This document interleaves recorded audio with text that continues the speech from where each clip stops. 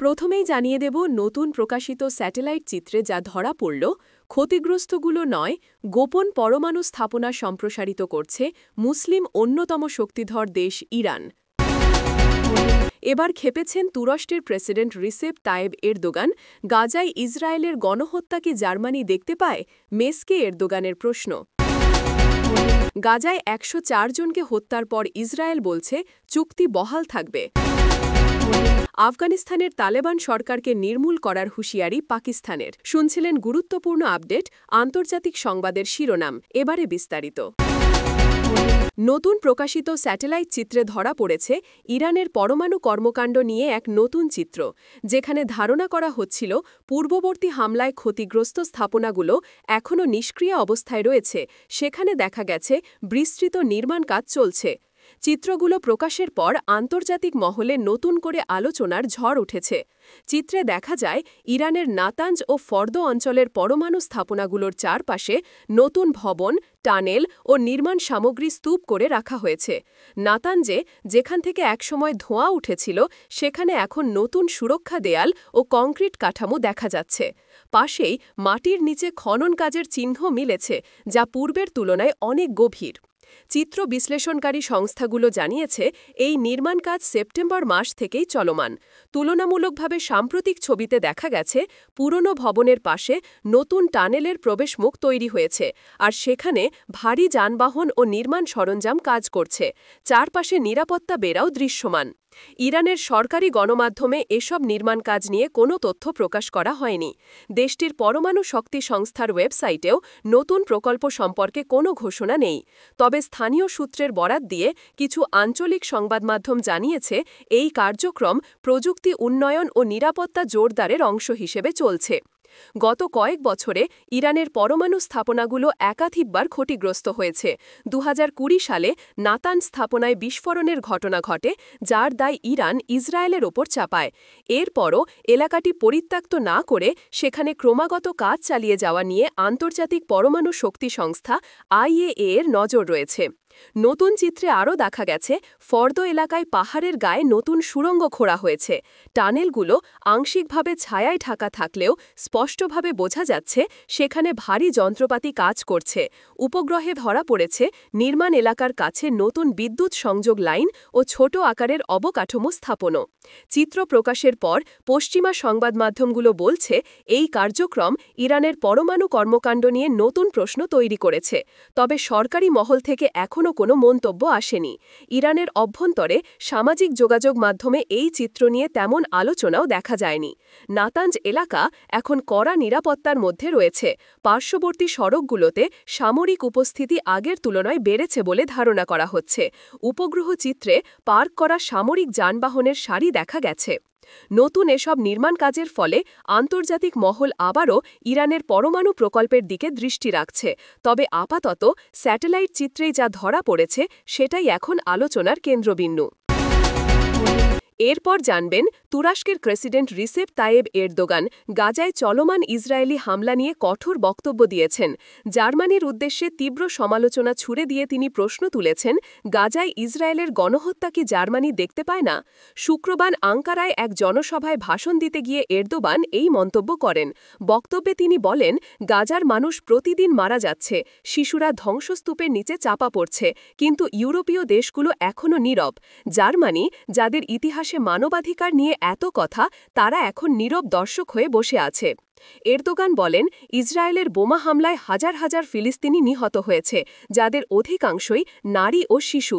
তিনি আরও যোগ করেন, যারা আজ মানবতার কথা বলে তারা গাজায় রক্তের নদী বইছে সেটা দেখেও চুপ করে আছে।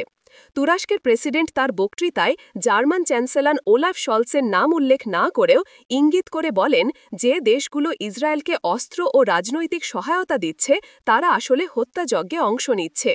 এরদোগান জানান, তুরস্ক ফিলিস্তিনি জনগণের পাশে থাকবে এবং গাজায় হামলা সহায়তা অব্যাহত রাখবে। তিনি বলেন, আমরা গাজায় পাঠানোর জন্য আরও মেডিকেল টিম, খাদ্য সামগ্রী ও ওষুধ প্রস্তুত করেছি। তুরস্কের হৃদয় গাজার মানুষের সঙ্গে। এদিকে তার এই বক্তব্যের পর আন্তর্জাতিক সংবাদ মাধ্যমগুলো জানিয়েছে এরদোগানের মন্তব্যকে ইউরোপীয় মহলে তীব্র প্রতিক্রিয়ার জন্ম দিতে পারে। জার্মানির পররাষ্ট্র মন্ত্রণালয় এখনও এই বক্তব্যের আনুষ্ঠানিক প্রতিক্রিয়া দেয়নি। গত কয়েক সপ্তাহ ধরে গাজায় ইসরায়েলের বিমান হামলা অব্যাহত রয়েছে। জাতিসংঘের তথ্যমতে সেখানে হাজারো ভবন ধ্বংস হয়ে গেছে এবং প্রায় ১৫ লাখেরও বেশি মানুষ বাস্তুচ্যুত হয়েছে। হাসপাতালগুলোতে ওষুধ ও জ্বালানির ঘাটতি দেখা দিয়েছে। এরদোগান আরও বলেন, আমরা কখনো অন্যায়ের পাশে থাকব না। গাজায় যা হচ্ছে তা শুধু ইসরায়েল ও ফিলিস্তিনের লড়াই নয়, এটি মানবতার বিবেকের পরীক্ষা। তুরস্ক অতীতেও ফিলিস্তিন ইস্যুতে সরব ভূমিকা পালন করেছে। এর আগে ২০২১ সালেও এরদোগান ইসরায়েলকে সন্ত্রাসী রাষ্ট্র হিসেবে আখ্যায়িত করেছিলেন। বর্তমান পরিস্থিতিতে তার নতুন বক্তব্য আন্তর্জাতিক পর্যায়ে আবারও কূটনৈতিক টানাপোড়েন সৃষ্টি করতে পারে বলে ধারণা করা হচ্ছে। এরদোগানের বক্তব্যের শেষ অংশে তিনি বিশ্ব নেতাদের উদ্দেশ্যে বলেন, যারা মানবাধিকার, ন্যায় বিচার আর শান্তির কথা বলেন তারা যেন গাজায় চোখ খুলে তাকান। নিরপরাধের মৃত্যুতে নিরাপত্তা কোনো নিরপেক্ষতা নয়, এটি অংশগ্রহণ। এরপর জানবেন, গাজায় নতুন করে ইসরায়েলি বিমান হামলায় অন্তত ১০৪ জন ফিলিস্তিনি নিহত হয়েছে। স্থানীয় স্বাস্থ্য মন্ত্রণালয় জানিয়েছে, নিহতদের মধ্যে নারী ও শিশুর সংখ্যাই বেশি। টানা কয়েক ঘণ্টার বোমাবর্ষণে বহু ভবন মাটির সঙ্গে মিশে গেছে। ধ্বংসস্তূপের নিচে এখনও অনেক মানুষ আটকা পড়ে আছে। হামলার পরও ইসরায়েলের পক্ষ থেকে জানানো হয়েছে, যুদ্ধবিরতি সংক্রান্ত আংশিক চুক্তি এখনও বহাল থাকবে। দেশটির সামরিক মুখপাত্র এক বিবৃতিতে বলেছেন, হামাসের বিরুদ্ধে আমাদের সামরিক অভিযান নির্দিষ্ট লক্ষ্যবস্তুতে পরিচালিত হয়েছে। চুক্তির শর্ত লঙ্ঘন হয়নি, বরং এটি ইসরায়েলের নিরাপত্তা রক্ষার অংশ। গাজা সিটির বিভিন্ন এলাকায় বৃহস্পতিবার রাত থেকে শুক্রবার সকাল পর্যন্ত তীব্র বিমান হামলা চলে। স্থানীয় বাসিন্দারা জানিয়েছেন, রাতভর বিস্ফোরণের শব্দে শহর কেঁপে উঠেছে। আল রিমাল, খান ইউনুফ এবং রাফা অঞ্চলে ব্যাপক ধ্বংসযজ্ঞের খবর পাওয়া গেছে। উদ্ধারকর্মীরা জানিয়েছেন, বহু ভবন সম্পূর্ণ ধসে পড়েছে এবং বিদ্যুৎ সংযোগ বিচ্ছিন্ন হয়েছে। ফিলিস্তিনের স্বাস্থ্য মন্ত্রণালয়ের মুখপাত্র আশরাফ আল কিদ্রা বলেন, আমরা এখন পর্যন্ত ১০৪ জনের মরদেহ উদ্ধার করেছি। এর মধ্যে ৪০ জন শিশু, ২৫ জন নারী। আহতের সংখ্যা ৩০০-এর বেশি। তিনি আরও জানান, হাসপাতালগুলোতে চিকিৎসা সামগ্রীর অভাব মারাত্মক আকার ধারণ করেছে। অন্যদিকে ইসরায়েলি প্রতিরক্ষা বাহিনী আইডিএফ দাবি করেছে, তারা হামাসের অস্ত্র ভাণ্ডার এবং রকেট উৎক্ষেপণ কেন্দ্রগুলোকেই টার্গেট করেছে। মুখপাত্র ড্যানিয়েল হাগারি বলেন, গাজার যেসব এলাকায় হামাসের সামরিক অবকাঠামো আছে সেখানে হামলা চালানো হয়েছে। বেসামরিক নাগরিকদের ক্ষতি কমাতে আগেই সতর্কতা দেওয়া হয়েছিল। এই ঘটনার পরও ইসরায়েলি সরকার জানিয়েছে, কাতার ও মিশরের মধ্যস্থতায় যে অস্থায়ী সমঝোতা বা মানবিক চুক্তি কার্যকর রয়েছে সেটি এখনও ভঙ্গ করা হবে না। ইসরায়েলের এক মন্ত্রী স্থানীয় সংবাদ মাধ্যমে বলেন, চুক্তি বহাল আছে, তবে হামাস যদি কোনো নতুন আক্রমণ চালায় আমরা প্রতিক্রিয়া জানাব। গাজার পরিস্থিতি বর্তমানে অত্যন্ত নাজুক। শহরের রাস্তায় ধ্বংসাবশেষ ছড়িয়ে আছে। অনেক এলাকা পানির সংকটে ভুগছে। জাতিসংঘের মানবিক সংস্থাগুলো বলছে, নতুন হামলার পর হাজার হাজার মানুষ আশ্রয়কেন্দ্রে ঠাঁই নিয়েছে। জাতিসংঘের মহাসচিব আন্তোনিও গুতেরেস গাজায় বেসামরিক নিহতের ঘটনায় গভীর উদ্বেগ প্রকাশ করেছেন। তিনি বলেছেন, এই রক্তপাত অবিলম্বে বন্ধ করতে হবে। যুদ্ধবিরতির প্রতিশ্রুতি বাস্তবে পরিণত হওয়া জরুরি। এদিকে হামলার প্রতিবাদে তুরস্ক, জর্ডান ও মালয়েশিয়া সহ বিভিন্ন মুসলিম দেশ বিবৃতি দিয়েছে। তারা ইসরায়েলের পদক্ষেপকে গণহত্যার ধারাবাহিকতা বলে আখ্যা দিয়েছে। গাজা জুড়ে এখনও ধোঁয়া উঠছে। উদ্ধারকর্মীরা ধ্বংসস্তূপে নিখোঁজদের খোঁজে ব্যস্ত। চারদিকে কান্না, আর্তনাদ ও ধ্বংসের চিত্র।